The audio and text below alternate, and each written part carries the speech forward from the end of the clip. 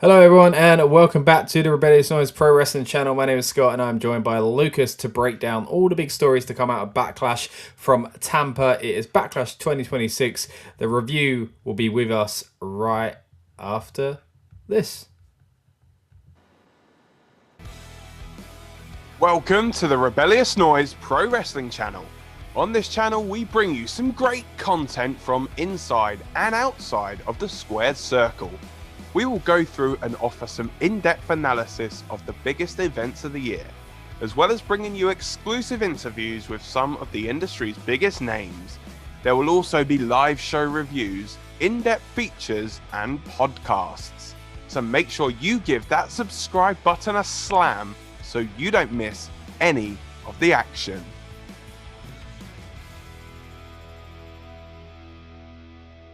Alright, once again, welcome back to the channel, guys. Backlash is in the books, and it was a shorter show than usual. Under 3 hours for this PLE, Lucas. Before we get into the match-by-match breakdown, what did you think of the show overall? I thought it was actually quite good, actually. It wasn't in your house. I'm sorry, it was an in your house event. I think I'm not saying it to slate it. I'm just saying it in the sense of previously they've tried to take WrestlePalooza for example. They tried to hype WrestlePalooza like it's been some massive thing and earth shattering and blah blah. And all it was an overlong mixed tag match, a very disappointing Brock Lesnar versus John Cena match, and like a meh main event between, was it Cody and Drew, I think, wasn't it? The main evented it, Whereas this one, they went into it, I think, a bit differently, where they've done something which WWE, believe it or not, just doesn't do anymore. They've just decided to book good matches, and they've lucked out with the matches matching up to some good storytelling that they're doing. Obviously, one of the biggest kind of overlooked or oversights really for me was obviously with the Asuka and Iyo match, and obviously not having Kyrie be involved in any way, shape or form, even if it was in the pre-match promo video or something, like a little nod to her. Well, I guess there were nods to her in the match, but I think big time from a storyline perspective, that's what was missing. But there's a lot to unpack. Obviously, the post shows just showing obviously the aftermath of the main event, where if you are, well, when you're watching our post show without watching the main show, I'm watching the PLE. But yeah, Jacob Fatu, he was unsuccessful in his bid to become world heavyweight champion. He lost to Roman Reigns after about an infinity of spears, and he just went savage and has attacked everyone basically with a pulse in Tampa. Most likely set up a rematch against Roman Reigns. Maybe at Clash, maybe at Saturday night's main event. I think it might actually be that. Because I guess obviously with Clash already having Cody, I guess it leaves the other show to have. Yeah, I mean, I guess you do want to split it. It's starting to feel now more than ever that these shows are having different crews in some ways, don't it? That, there are so many big names missing off of this show, but then you look at WrestleMania, which has everybody usually, still was missing Iyo and Asuka, as you kind of, mentioned just a moment ago. Of course, had a big showing on this match itself, on this card itself. I mean, even going into WrestleMania, I remember you saying on air, "Oh, they're going into Backlash, those two," and it was a bit weird at the time to think that Iyo wouldn't be on WrestleMania, but that just shows the strength of their roster and the way they book things at the moment as well. But let's go into it then, Lucas. Let's start at the very beginning. Of course, it opened up with Seth Rollins versus Bron Breakker. We've got Sludge in the house, by the way, here with us. Good to see you, Sludge. Hope you're doing well. Hope you enjoyed the show. Sludge was live at SmackDown yesterday, by the way, so it's good to get his kind of perspective on reactions and stuff like that. I know you weren't with us at the time, Lucas, when he did say it, but he said Rhea Ripley got the biggest reaction live, even more so than Cody Rhodes. But let's get into, again, the show itself. Seth Rollins versus Bron Breakker was the opener, as predicted. It did go in the order that was reported just in the hours leading up to the show itself, that we reported on the build-up show. And again, this was the opener here. I thought it was a good opening match, to be fair. Seth Rollins coming out looking like a Mortal Kombat character was quite interesting. You did have quite a lot of kind of back and forth as far as what do you call it, like reversals and stuff like that towards the end of this match, which got repeated in the main event as well. But when you're looking at a bookend of the show, and I think this is going to be the kind of common theme for the show, I think the pacing for the show is quite good. Never mind the fact it wasn't even 3 hours. I think nothing really dragged too much. I actually thought it started out with a pretty entertaining match. What did you think? Yeah, I thought this was solid. I mean, obviously, we've been accustomed to, sadly, you know, the PLEs opening very, very slowly and us not getting wrestling basically till very far into the broadcast is particularly a problem, obviously, for Monday Night Raw on SmackDown. But yeah, it felt like I think it was 6 minutes into the show and we had the bell rang and we were off. And I think they did very good, Bron and Seth, to really get that pace very quickly. And I'm looking at the match times now. I think we had some solid match times. I actually think we had more wrestling. I'm going to try and I'm actually work it out now, but I think there was more wrestling on this show with 5 matches than there was on WrestleMania Night 1 that had 6 or 7 matches. Yeah, I mean, I will say the ads definitely were softer than they were. Yes. They did do the Hogan documentary, but it was much, much shorter, wasn't it? The clip for the Yeah, Hogan documentary. it just felt like a regular kind of show, and it wasn't Yeah. instead of other stuff. And that's a problem. Like the stuff at Mania was like a lot of it was instead of the regular stuff they do. So like yeah, we get the promo packages for the matches. That makes sense because we're about to see that. Yeah. The best Yeah. were always very good at kind of really getting you hyped in it for that match that was to come. For the match itself, yeah. And so, and they edit them. They do a very, very good job. They've got a very good team that do these things. So I don't know why they decided to cut them off a broadcast to show a Hogan documentary. But this just goes to show the business we're in at the moment. But I thought, yeah, it was definitely less adverts tonight than there had been on definitely WrestleMania. Maybe even the last couple. It has felt like this since they moved to ESPN that the adverts have just really crept up, haven't they? Yeah, definitely. And it's a new approach, even the whole first hour being free on ESPN and stuff like that, which will kind of factor into the fact that they put this match on first, then they put the US title match, which we'll get to in a minute, which I think was quite entertaining as well.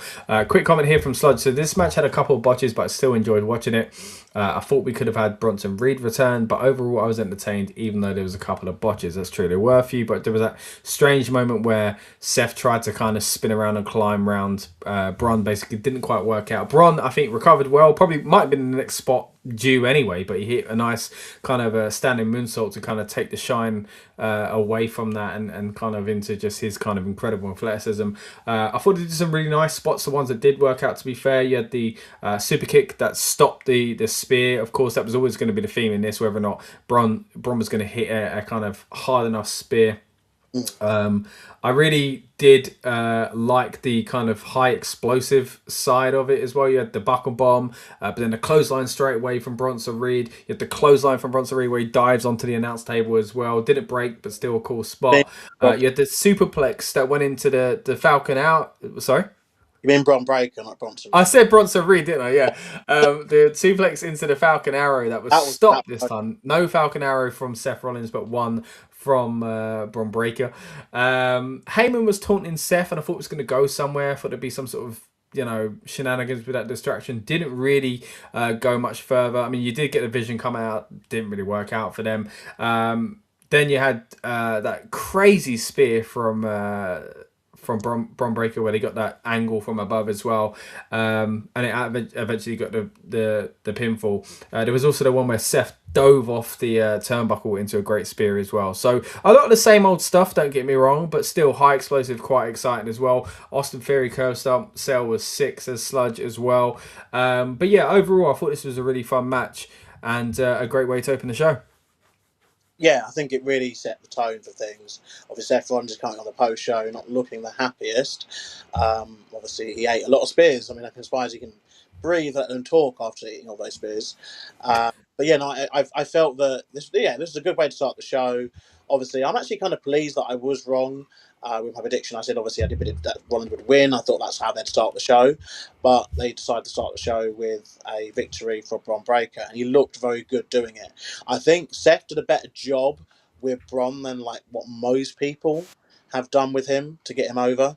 I think that some of the bumps Seth was taking, and like he gave him like a lot in that back end, which I think has really made him look very good. I still anticipate a rematch where Seth Rollins wins, though, down the line. I don't know when that will be, but they do seem to like doing this because they're very indecisive about these things. But yeah, no, I really liked it. I thought it was a very good opener. Yeah, me too. And I think again the kind of exciting action continued really with another really fun match straight after this, a US title match. And as you mentioned, we actually got some promo packages on this show. The first one that we saw was the US promo package. Now this may not have been seen in the States, because I realized this one at least was shown during our when it has the countdown timer on Netflix. The one later on for Danhausen's match didn't have that, so I assume that's part of all of the broadcasts. But this one at least was certainly shown here in the UK, even if it was kind of in an ad break, which is kind of what they were doing when they were on Peacock, weren't it? But still, I'm glad someone got to see that good, because again, as you say, they're really good at putting these things together. It was really cool to see Trick Williams stomping away to the "Whoop That Trick" chant. I thought that was a cool little point there. Sami, we talked about whether or not this would be a real definitive moment for Sami becoming this clear bad guy because he does something terrible, and Trick looking like the sympathetic babyface. I still think it didn't quite happen like that, but they kind of more went in the directions they were already going in. You know, he definitely became more of a heel, and it wasn't that clear thing, but I think it's clear enough at this stage. I thought we were getting it when he was faking. When he was faking your leg injury as well, that's when I really thought we were going to get something out of that. Yeah. But even Trick taking advantage of what he thought was a leg injury was a bit confusing, because that was like, well, that's kind of a bad guy thing to do yourself, Trick. So I think Lil Yachty was really good in this as well, distracting Sami with the cane, but then getting battered. There was that haluva kick from on the outside where it was like facing the wrong way, and he got haluva kicked into the barrier as well. The bookend that got stopped onto the steps, and that gets turned into a DDT by Sami, again taking advantage of these kind of heelish things. But yeah, in the end there was a missed haluva kick and a trick shot, which gets the 2. But again, a very fun match of this one here. And I know you said you were looking at some of the times here, and I know people might start to compare them if they are short, because I'm saying, oh great, it was punchy, it was energetic, and people might kind of understand that as me, well, 1 minute at WrestleMania I'm annoyed about short matches, why am I okay with them here? WrestleMania is a completely different production and a massive show where all the matches were short and there was so much going on beyond the matches. This was basically match, few bits in between but not too much, and a short show. So I think even though they're short matches, they were still a big portion of what the show was all about. So 2 and 2 here, I was really happy with what we saw. Well, I've done the maths, and essentially, firstly, Trick, this match that they had tonight was longer than their WrestleMania match. Wow, okay, fair enough. Yeah, but longer than their WrestleMania match. And this show did have the same amount of wrestling as night 1 of WrestleMania had. Yeah, but it felt Matt, and that's okay with this because this is a short show. You know what I mean? And like with WrestleMania, that's awful. It was a way longer show. Night 1 had 7 matches. Remember, had 7 matches, and they totaled 82 minutes. You know, give or take some seconds. And tonight also 82 minutes for 5 matches. Speaking of WrestleMania, Sludge said this was way better than the Mania match. I thought this was. Yeah, I like the Mania match, but I think this was better as well. And maybe that's why it is as well. Look, it's like there's having a short match that is can still kind of breathe and it's fiery and energetic like this, and then there's having a short match that just doesn't get going. And that's what often happens at WrestleMania when they have short matches, where you're just kind of waiting for something else to happen. I think the problem, obviously, what Mania has is there's so long a gap between the matches that the crowd are just getting dead. You know, are just dying like in front of you, because it's a long show, and for a lot of people it's a long weekend, isn't it? In a city which, all you can do there is walk, gamble, and drink alcohol. Spend loads of money, yeah. That's literally it. And so people are, especially when they get time to get to Sunday, WrestleMania Sunday, they're probably just exhausted. And then you go where at times there are 30 to 40 minutes between matches, as in nothing is happening apart from adverts at long entrances and, like whatever, celebrities, whatever they're doing with those. Whereas tonight just felt like a bit of a reset. I don't know, like, again, maybe they have listened to fan feedback, and we get to fan on with obviously the announcement from Mr. John Cena, but maybe they are listening to fan feedback, because fans were really not happy about the amount of advertisements put into WrestleMania, and the amount of celebrity involvement, and just the amount of just not wrestling, essentially, just not wrestling related stuff. And tonight's show was a very good wrestling. It felt almost akin to kind of like an NXT show, like they just put matches. You just put matches, let your wrestlers do the work. But in terms of this match, Trick and Sami, the right result. I did feel, and this is maybe there's two common things actually from tonight that I think they do need to address. We are seeing an over reliance on finisher reversals and kickouts becoming quite common, and we're also seeing basically the referee just doesn't seem to have any control of the match anymore. Like we had tonight, as far as I was concerned, tonight was not an Extreme Rules pay-per-view. I know we spoke about ECW One Night Stand earlier on the stream, but there was no, as far as I could see, there was no hardcore match or no on the show. But we had prolonged periods of distraction, referee bumps, people getting involved on the side. I think they really need to start reining this in. Like big time. I know they're excited, and I guess they want to obviously put these spots in, but it's getting to the point where referees there just like either not counting or he's having to stop and restart the count for no reason because you're on the outside for the best part of a minute and a half. Yeah, and when you want to enforce those rules for storyline purposes, it's then going to be a slap in the face of like, why now? And it also kind of devalues these kind of spots in a way. I grew up, as you did as well, with the kind of Attitude Era and hardcore stuff, which I loved at the time, and I was really annoyed when they stepped away from that. But I think it did create this appreciation for those like special moments again.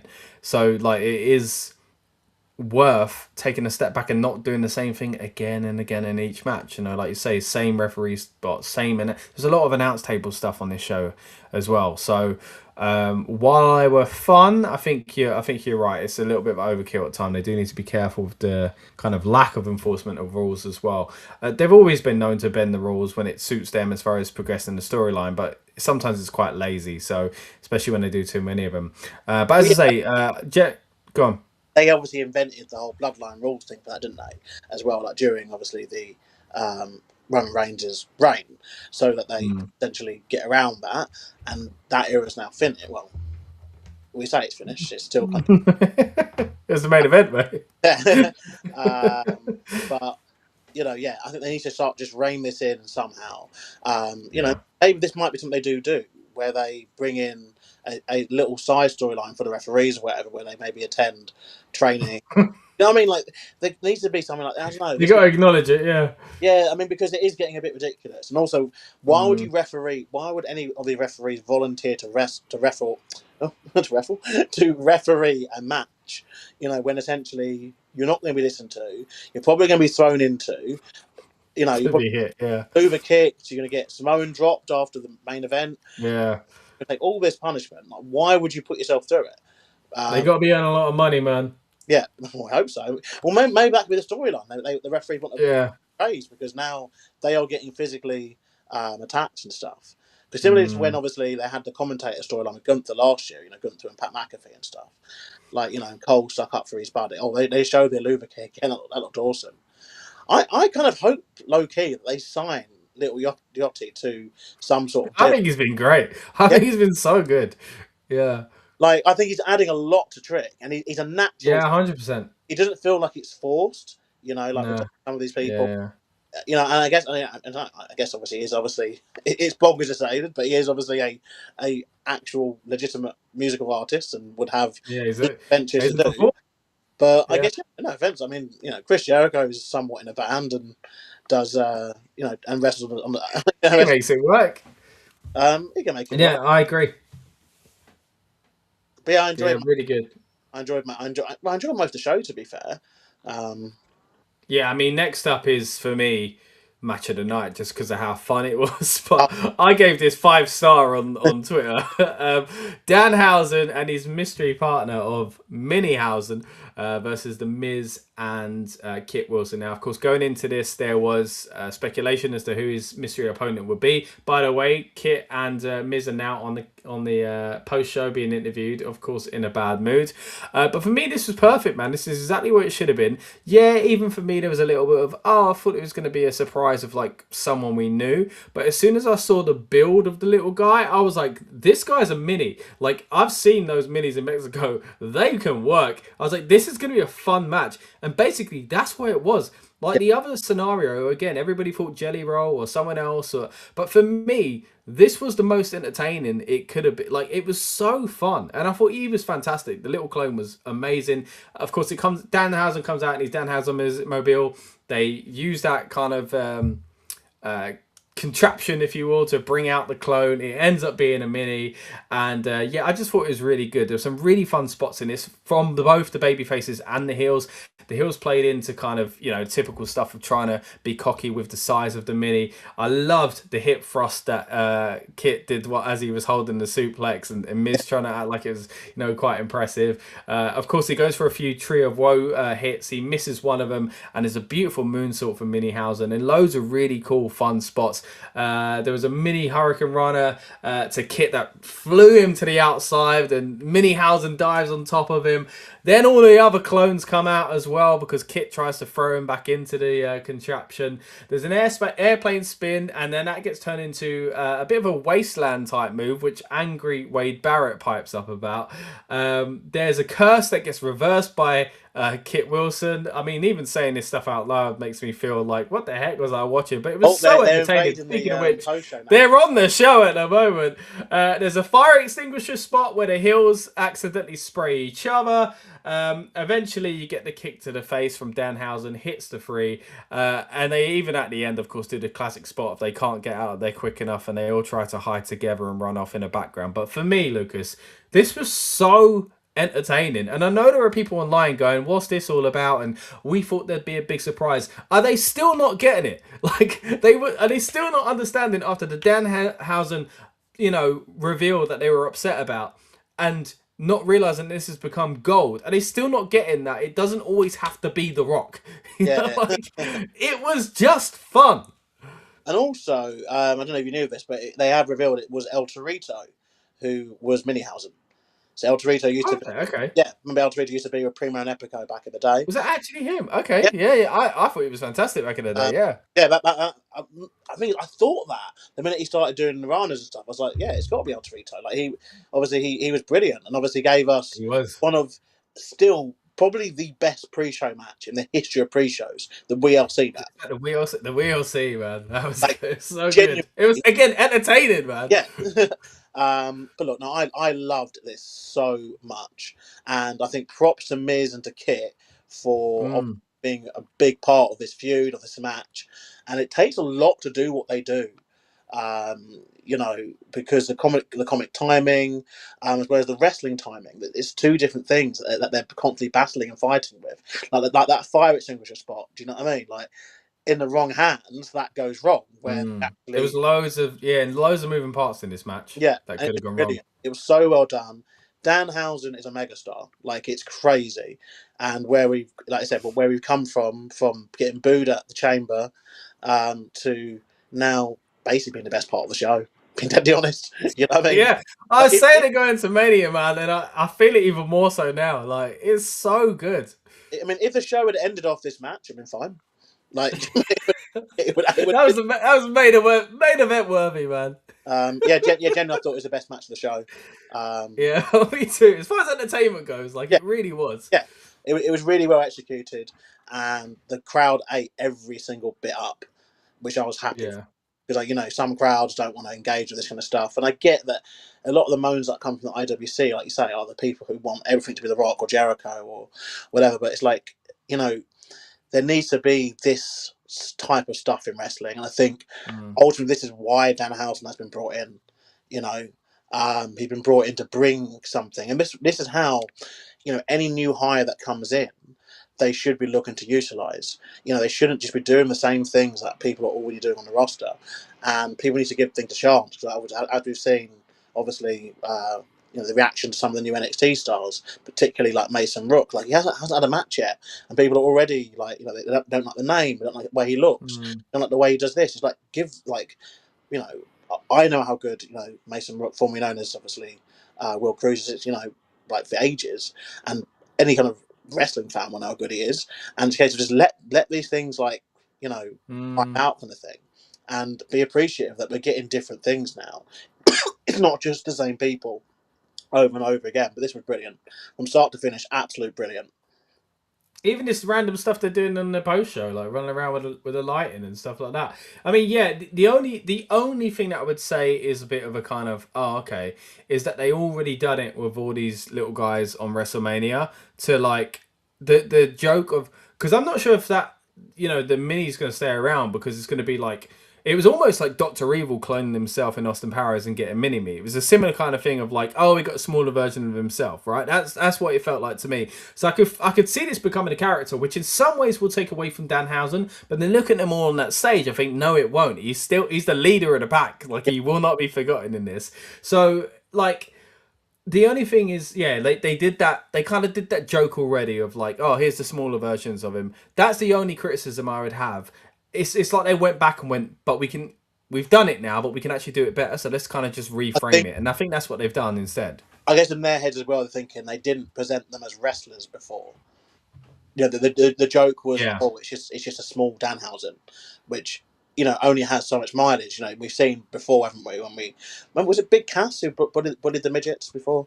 I think it was, wasn't it? Big Cass when he had the story of Dan O'Brien, where it was just, I'm 7 foot tall and you're not. But that was the whole storyline. It's like, okay, cool. But they've done, but they've never presented. Or when they had like mini Booker T back in the day, didn't they? Or mini Rock. But they were never presented as like wrestlers. They were presented just like just caricatures of these people. Whereas now they're wrestlers. I think that's kind of where they're going with it. But yeah, very very fun match.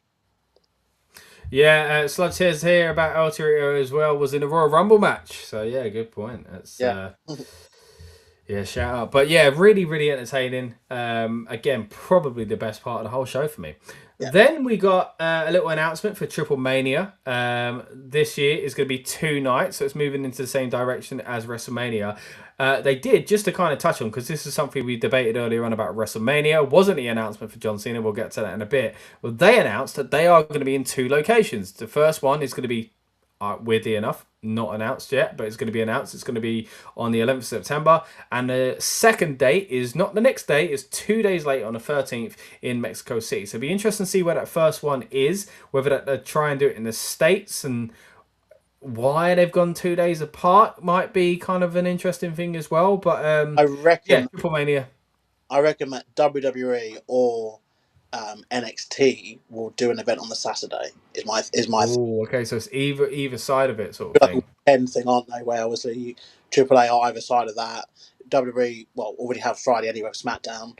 Then they have an event on the Saturday and Raw on the Monday. That's like 4 or 5 days.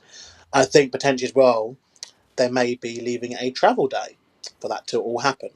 And that's another reason why I think it'll be NXT who gets the event, because obviously if they want to utilise main roster talent for the Sunday portion of AAA, they would obviously need people obviously on SmackDown or on Raw who would either go from there to AAA or vice versa. That makes sense. It leaves a travel day for that to happen. So yeah, I potentially see night 1 being in the States and night 2 being in Mexico. And it may even be a test for something they're going to do later down the line with, obviously, other events that we mentioned earlier. Obviously, you can watch the replay, guys, but we were speaking earlier about, obviously, the possibility of WrestleMania was to get announced as 2 nights in 2 different locations. Whether they would be domestic or international. We've been like that, and this might be the test. They might test it out of AAA and see if it works. I just thought the timing of that discussion we had earlier, and it wasn't WrestleMania, but it's still very similar. I thought it was quite interesting. As you say, it could be a test opportunity. Just to point out as well on the post show, still got that live at the moment. Roman Reigns just reacted to Jacob Fatu. He basically said we should never let him into the company. We'll be getting on to that main event in just a little bit as well. But yeah, after this, we got the Asuka versus Iyo Sky match. Pretty fun match, pretty entertaining. From the get-go, though, there were chances, of course, for Kairi Sane, as we kind of expected. It was something that would probably be acknowledged in some way, whether or not it was by the audience themselves, which is what actually ended up being the case, or whether it was, as you mentioned, maybe in the promo package, which they didn't do, or a return from Kyrie, which they also didn't do as well. But We Want Kyrie chants kind of flooded the match in quite a few sections, which I'm sure the performers were happy about because it was their friend, but also somewhat took away from what they were doing at times, I thought. The big spots in this one, you had Asuka lifting up Iyo onto the announce table. Looked like she was going to do a move there, but it was purely to instead use the spot of going for the mist and it being stopped by Wade Barrett's notebook.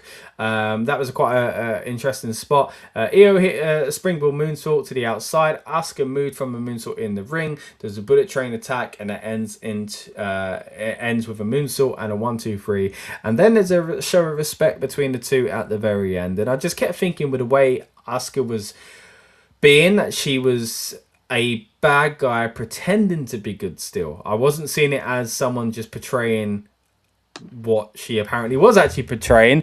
So I kept thinking there was going to be kind of a swerve and she was going to attack Iyo. But it wasn't to be. It was a show of respect. It started, as I say, with Iyo, and it was about Asuka's kind of reception to that. But Iyo did bow. Asuka kind of went along with it. Seemed pleased for Iyo. They hugged each other and she walked out the ring. And it brings us to this question here that Sludge is bringing to us, mate. Did Asuka retire? Now, I don't think Asuka's retired, but I think there's a very real chance she's done with WWE at the moment. What are your thoughts? So yeah, I mean, I think that she very much is probably done with WWE. Don't know about wrestling. Oh, your mic's going a bit funny there, Lucas, just so you're aware. Sounds like you're on a motorway. Right there. Better? Yeah, there we go. Okay, yeah, I think yeah. Sorry, so Asuka, yeah, I think that maybe she posted a weird picture as well on Instagram, saying now's the final time and all that. Yeah, the song was My Way by Frank Sinatra, which is, a traditional kind of say you're done. I mean, it may be something to do, obviously, the ongoing TKO, people asking for pay cuts and all that kind of stuff. It may also just be her realization that maybe, her time at the top has come to an end, and that essentially this is her way of acknowledging that, look, she's probably not going to get like another main PLE match now. I mean, Iyo's been in a way more prominent positions than Asuka over the past 2 years anyway, but still, because of the whole story of Master and Apprentice, maybe it was just simply that acknowledgement of passing of the torch, in the moment where they actually have a match together. Do you know what I mean? So maybe it was that. Yeah, I think I get that too. I don't think. I mean, I guess you never know these things. There's obviously a lot going on. Perhaps she might take a break now, then come back. Maybe time. Maybe she will leave and go to Japan. Yeah, but there's lots of opportunities here, lots of things. But I know obviously she did sign a multi-year deal, but then to the New Day, and look at that ended up for them. So she's contracted through 2027, the end of 2027. But I wouldn't be surprised. One of those, I wouldn't be surprised if it is. I think it would actually be quite fitting. I can't think, realistically, like how else would she retire? Like she retired having a great match, with someone who she respects and has basically mentored. I think that would be a good way to go. I mean, I doubt they'd do obviously what they did with people like Lita and Trish back in the day, where they let them retire as champions and all that kind of stuff. I can't see them doing that for pretty much not anyone, to be fair, on the roster at the moment. But yeah, no, I thought the match was very, very good. These two, obviously, they've worked for years together, and it really tells, obviously, with how a lot of the sequences they were doing. Iyo Sky, the best wrestler in the world. Like it's yeah. Our reviews, I can't debate that anymore. Like it's just the proof is there. Like there's just. And again, mad she won on WrestleMania, man. Yeah. Crazy. But I do think it would be, as we're probably going to find out in Series 25 of Unreal, that it was Probably because she messed up her moment 6 months ago. Because of LA Knight, isn't it? Because LA Knight messing up in the Money in the Bank match like 2 years ago was the reason this match wasn't on. Or was it finally the reason as to why Charlotte Flair lost the NXT title? Yes, they it will finally have a payoff. Yeah, that triple threat match in your house. Yeah. But no, look, I think it was done just to kind of basically like give it its moment. Acknowledge. Yeah. I'm not sure if she is done. Either way, it feels like something's changed here. Like it's either that because Kyrie left and they've changed the story, that they kind of just went, well, we don't need this version of Asuka anymore, so she's going to do this and now she's going to be a babyface. Or because Kyrie left and all the stuff around that with TKO, there has now been a renegotiation of contracts and Asuka's going to leave as well. So either way, that looked to me like a change of plans. Either it's a drastic change of plans that she's leaving, or it's just a change of plans in the sense of creatively, the reason they were putting her in that position to be a heel has now changed. They've done what they, she served her purpose as a heel is what I'm getting at. Whereas if Kyrie's still involved, this feud might have gone a little bit longer. There might have been a turn from Kyrie. Everybody kind of cheered, Kyrie on to go against Asuka. And then eventually Asuka turned babyface in maybe a few more months' time. So for me, something's changed. Just how big that something is, I don't quite know. But it was very interesting to see. Dang, says Sludge. I think Iyo is great, but I think she's the worst member of Damage Control. I know that's a hot take. I mean, Damage Control, really, what was it was Bailey, Iyo, Dakota, and then you did have Asuka. Was Kyrie in it as well when he turned into? Oh yeah, when she came back. Yeah. Sorry, she was. Yeah. Yeah, I mean, if you're looking at the 5, hey, you can do a tier list between the 5, but even still, I wouldn't put. It's harsh to put anyone at the worst if there's 5 or 3 of them. However, you kind of judge in that group. There we go. Oh yeah, you are talking about 5. I think the members of Damage Control are the top 5 wrestlers that have ever been in WWE ring, of course. Look, I think that's a huge claim in itself. I think but they are 5 incredible wrestlers. So you are talking about 5 themselves, but. Interesting that you see Iyo towards the bottom of the list there. But yeah, I think she's incredible, especially at the moment. I think she's been so good. The past 2 years especially have been fantastic. But like I say, good match between the two of these anyway. And whatever is next for Asuka, whether it's just a babyface turn or she's leaving the company, I wish her the best because I think she has been fantastic in WWE. She's not always got the moments that I think she should have got. It's not always clicked at times. But I do think, she's had a Hall of Fame career, so whether or not this is the end of it, I think she can be very proud of what she's done and very proud of what she did tonight with Iyo as well. Let's move into the next part of the show, Lucas. Now, this was another heavily debated and rumoured section. Of course, now we're no longer talking about the matches. We're talking about John Cena's announcements. I don't know why they keep putting him in the graphics in his gear when he keeps coming out in these wild pinstripe suits. They should put that as his new render instead. But John Cena comes out to one more match chance, and he does acknowledge it, which made me think, okay, maybe it isn't going to be Club WWE based because he started pivoting into talking about Saturday night's main event and he's lost to Gunther. And I thought, okay, so he's used the audience there, but this must mean he was going to talk about it anyway, otherwise he's going on a tangent. And then he did. He started off, in my opinion, going in the right direction. He said, look, we're going to do a night, just like Saturday night's main event, it's going to be current stars versus NXT stars of the future, and there'll be, it's going to be called the John Cena Classic. And I thought, okay, fair enough. We talked on the build-up show about how him coming back at WrestleMania and then Backlash maybe feels a bit too much too soon. And then now getting this, I think, kind of adds to that as well. But, at the same time, this is a guy that they position as the greatest of all time. And if anyone, there are going to be countless people backstage who are influenced by John Cena and would be proud to be in a John Cena Classic, just like I'm sure they would have been in that original tournament to face him as well. So I think it does count for a lot. Where they kind of lose me, though, mate, is where they decided to, not give much information about any of this, by the way. There's no date, there's no location, there's nothing. Then they just say, oh, there's going to be a belt, okay. Oh, and by the way, you can vote. Oh, cool. You made it sound like it's something unique, like we've never seen Cyber Sunday or Taboo Tuesday, but okay, fine, it's all right. And then he said, even if they lose, they can be the champion and wield the belt. No, thank you very much, Mr. Cena. How about we just scrap this whole idea? I am not a fan of this whatsoever now that they've added that element to it. Now, don't get me wrong. We all know what wrestling is. You can watch a show, and at the end of it, the loser can really feel like the winner because they get that push afterwards and whatever it may be. But to blur those lines by saying you lost, what is the point in the matches? We have to put, look, I want us as an audience to have a say. I want us to influence whether or not someone turns into a good guy or a bad guy if it feels natural. I want us to push someone who is, not being utilized, and the WWE finally see this guy's for his true potential and it's getting over and stuff like that, and then basically, rewarding them for that. What I don't want is at the end of a night, or however they're going to work it, for someone to have lost a match and then be stood there with their hand raised and a championship belt of John Cena's logo on it or something, saying they're now the champion of John Cena Classic, even though they lost their match. I think it's absolutely ridiculous. And again, they've not given too much details about this. Maybe it'll be fine-tuned and this was a kind of thrown together thing just for some viral moment or something like that. But for me, that element of it really, really dampened what I was kind of starting to feel was a good idea. What about you?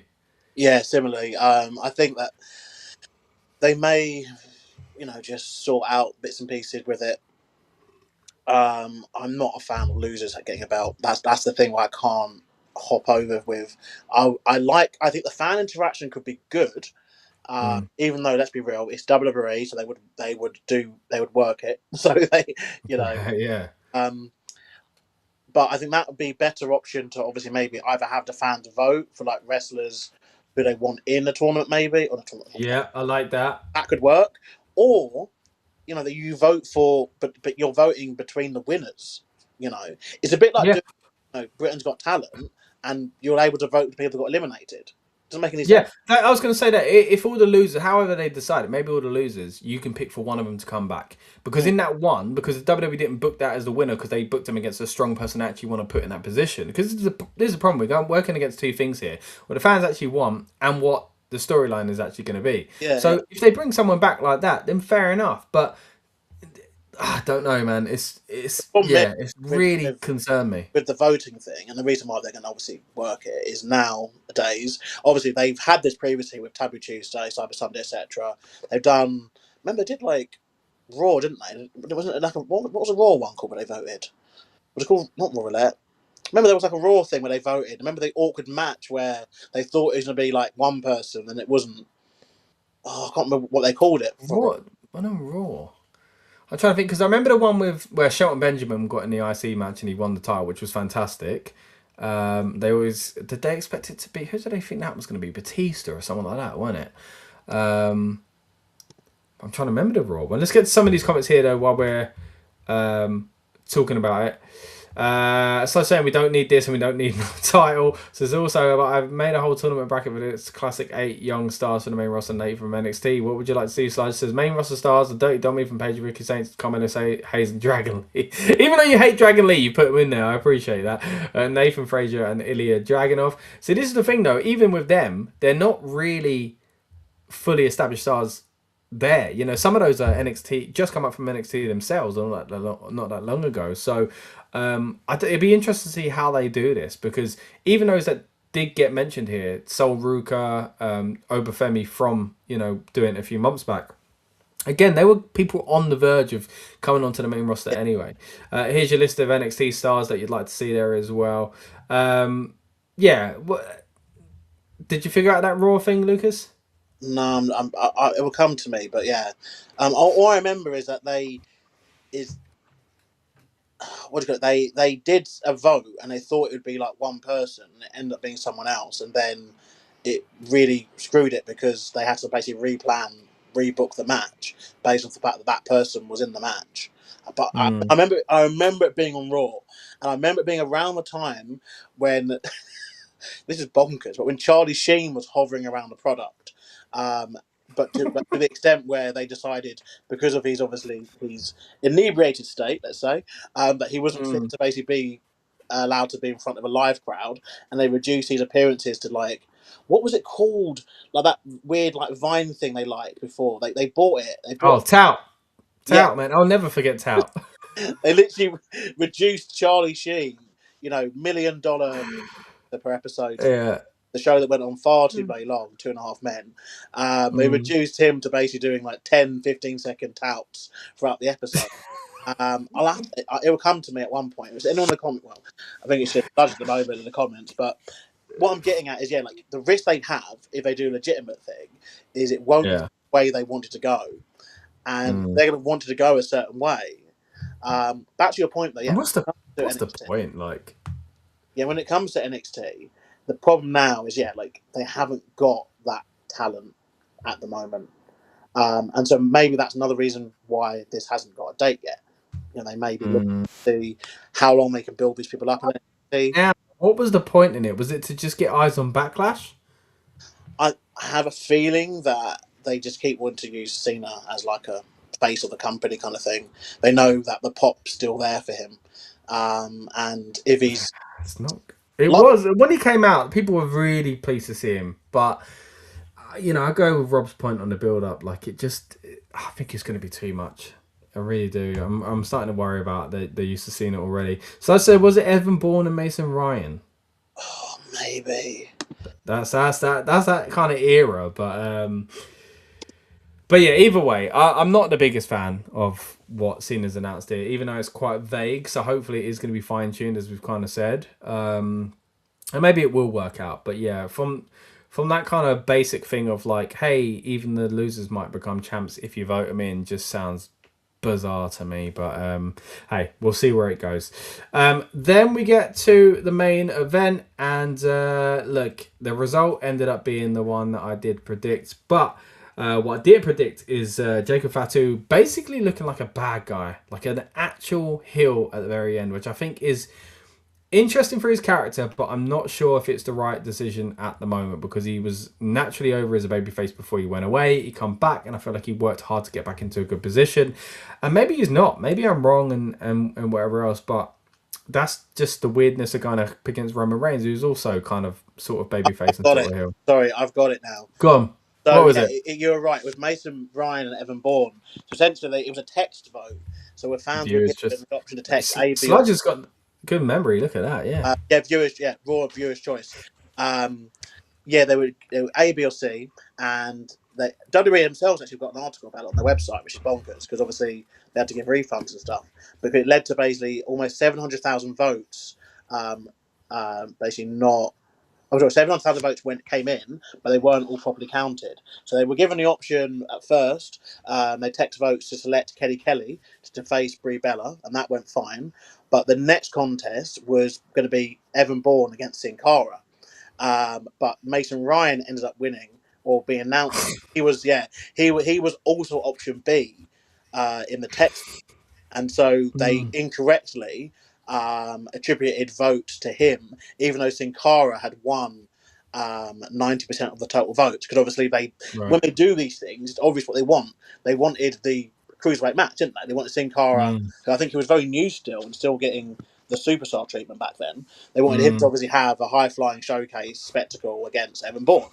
But what they got was obviously him against Mason Ryan in a very, very awkward kind of match. And that might be why I said Batista, because Mason Ryan, we know, was basically worth Batista. Of course, yeah. But yeah, Batista, wasn't he? Yeah, it's bonkers though. So yeah, it'd be interesting seeing with AI and with bots and all that kind of stuff being involved. Oh yeah. How they deal with that, because they haven't done this for a long time. True. Yeah, back then it would have been. I mean, it were online votes, but bots weren't quite what they are today. And then before that, it was text messages and things like that, wasn't it? So, man, it just made me laugh though, thinking about how a Sin Cara match got botched and he wasn't even involved. Like, the right was on the wall there.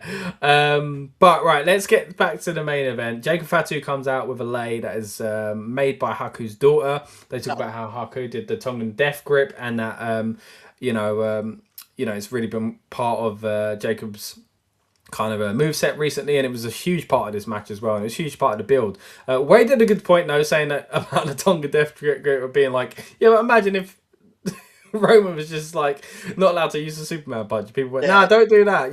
Like, it was a good point he made there. Speaking of which, there were kickouts from Superman punches, there were misses of it, there were hits of it.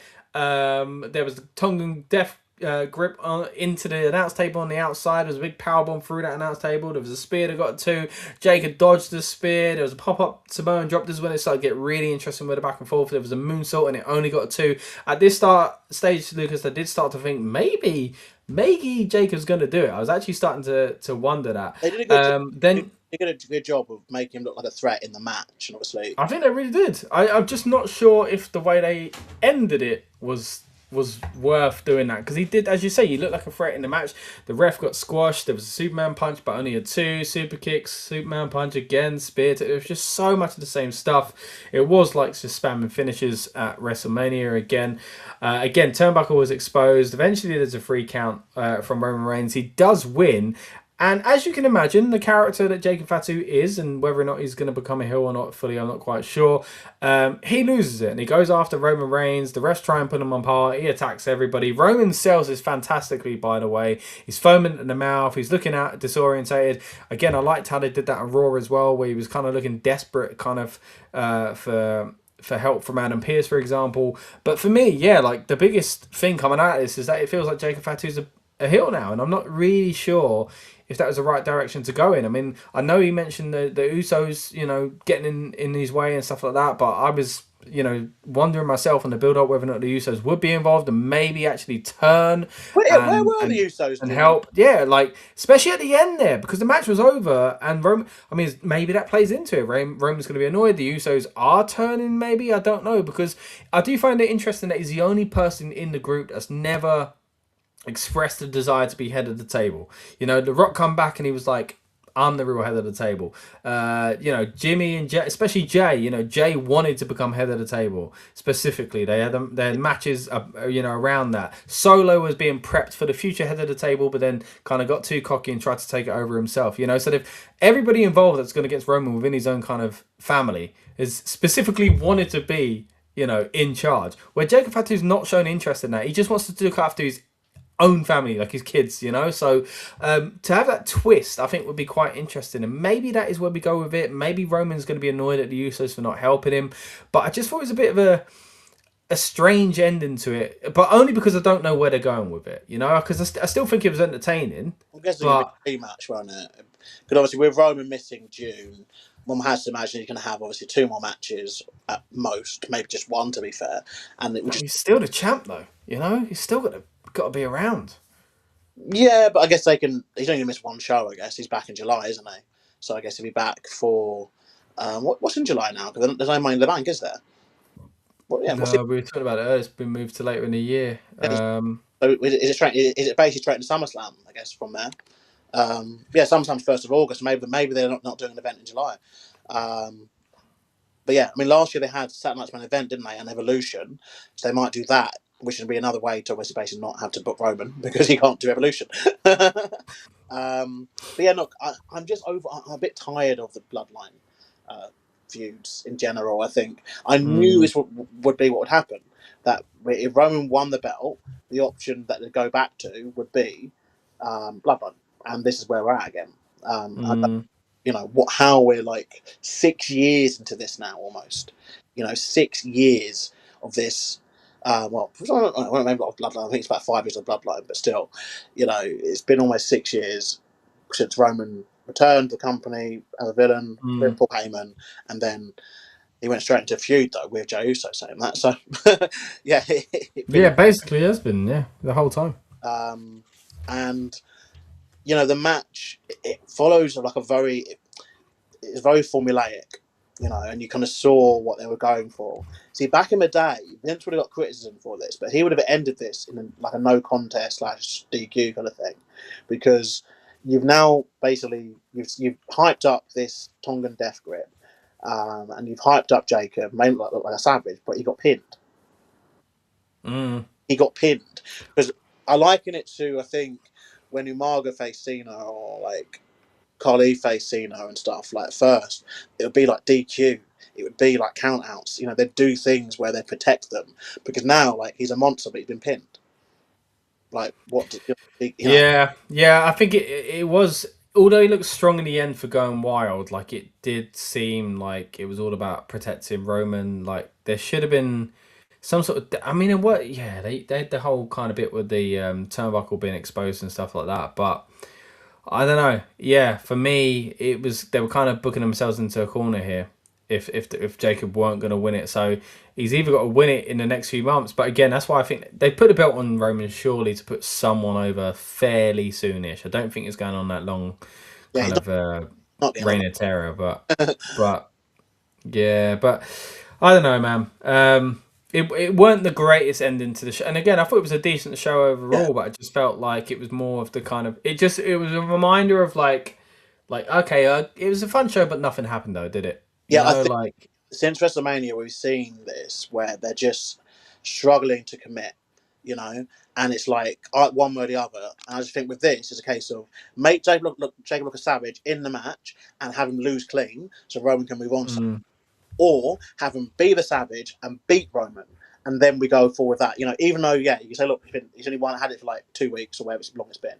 At least that way you're committing to something, going, look, we're just going to try something different, but they're almost like afraid of trying something different, or committing to it at least. Because now you've got a situation where they had to make Roman look strong, but also had to make Jacob look like a savage. And by doing both things, it's kind of confused things. And I guess, like I which said, is it's most likely going to a rematch.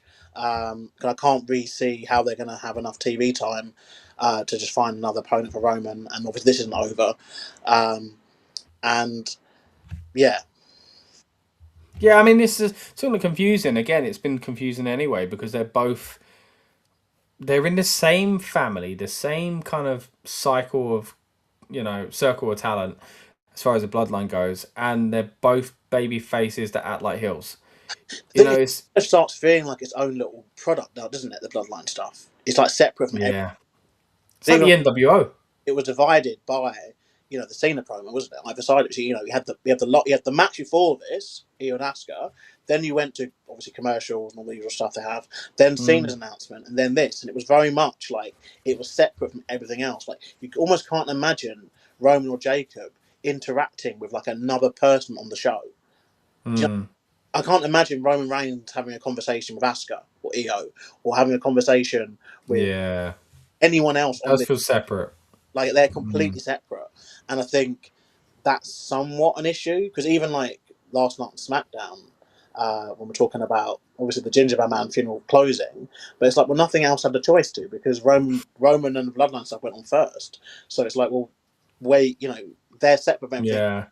They've just they're And going that wasn't physical either as well, so that would have been a weird end to the show as well. So and they've yeah. done that for like far too many times now. Because the whole Roman and Punk feud was basically that, wasn't it, week after week. But yeah, Mm. I mean overall, look, I did think it was a good show, but I do think their lack of commitment to things and the lack of clarity definitely around the Cena stuff, which maybe we will get in due course. So I think a lot of it maybe we need to like maybe zip for now because they may answer, they may change certain bits and pieces. So what you said, I feel like John Cena Classic is like CWC. It depends. I think he's how he announced it to me felt like it's going to be like its own PLE. That's what it felt like to me. Yeah, I thought it was a PLE as well. I mean, it's an interesting note, the cruiserweight class. There's been a few kind of compared the Mae Young Classic, the Owen Hart as well in AEW. You know, it did But they're feel like like tournaments, aren't they? They're like yeah, it kind of go on feels and they pre-record them and stuff. Like Cena was very specific. He said over one night, we have a night like that night before. Like yeah. it may even be like a special episode of Raw or a special episode of like the Saturday Main Event where they Well, brand. I thought it might take over for Saturday night's main event because we were talking earlier on about how there's one coming up and there's not really been anything booked for it as well. By the way, they've just announced the brackets for the men and women's Owen Hart Foundation Classic is going to be happening soon as well. So that's coming up in a similar period. So it'll be interesting to see if they align those kind of tournaments at a similar time as well. I think that would be kind of weird if they did, but maybe it is going to be very different. It won't be a tournament. Yeah, maybe. Well, we'll have to. I don't think it's tournament. I think it's just matches from how he described it over one night. And I That's guess so weird. And then who at the end impressed you the most? as They well. come out and raise a belt. Like Yeah, yeah. There's a lot to unpack here. Obviously, it is 10-3 now. yeah, I think, yeah, yeah, I enjoyed the show. Obviously, we'll see what happens next. We've got two more events this month. Obviously, Sal's main event in a couple of weeks, and then Clash in Italy, which is a good one for us, as obviously we get to watch it at a very reasonable time. yeah. PM, isn't it? 6, 7 o'clock, isn't it? Yeah, I'm looking forward to it. Same.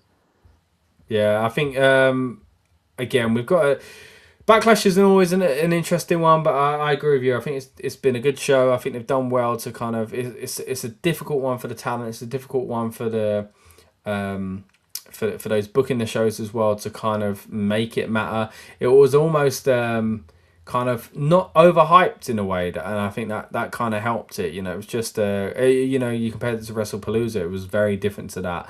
Yeah, there were weird things where there were intrigue and things that tried to get you involved, such as what's Cena going to say and who's Danhausen's partner as well.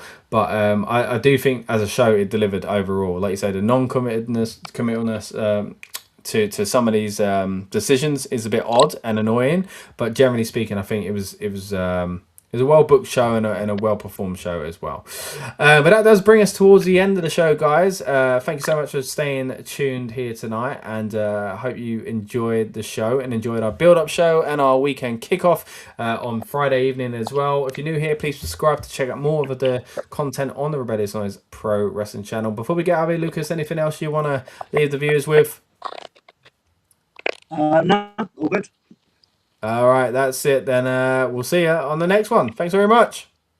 Cheers. Welcome to the Rebellious Noise Pro Wrestling channel. On this channel, we bring you some great content from inside and outside of the squared circle. We will go through and offer some in-depth analysis of the biggest events of the year, as well as bringing you exclusive interviews with some of the industry's biggest names. There will also be live show reviews, in-depth features and podcasts.